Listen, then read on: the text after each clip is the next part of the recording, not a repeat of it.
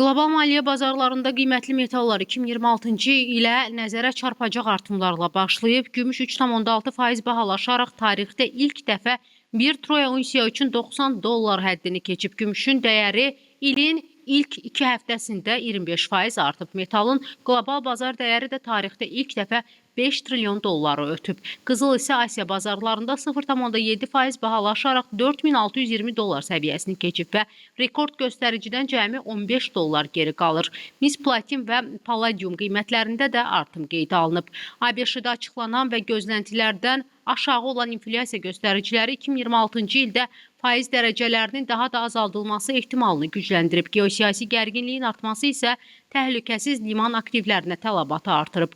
ABŞ prezidenti Donald Trump'ın Venezuelada hərbi əməliyyatların aparılması barədə göstəriş verməsi Qrenlandiya ilə bağlı yenidən gündəmə gətirdiyi tələblər, eləcə də İranda baş verən şiddətli etirazların rejim dəyişikliyinə səbəb ola bilmə ehtimalı təhlükəsiz aktivlərə marağı artırıb. Analitiklər tələbatı nəzərə alaraq növbəti 3 ay üçün qızıl üçün proqnozu $5000, gümüş üzrə proqnozu isə $100 səviyyəsinə yüksəldiblər. Gümüşü ötən ilə təxminən 150%-ə yaxın bahalaşaraq artım tempinə görə qızılı geridə qoyub. ABŞ-nin gümüş idxalına rüsum tətbiq etmək ehtimalı var ki, bu da qiymətlərə və qlobal təklifə təsir göstərə bilər. Xatırladaq ki, 2018-ci ildə polad və alüminiuma tətbiq edilən əlavə rüsumlar dünya miqyasında ticarət gərginliklərinə yol açmışdı.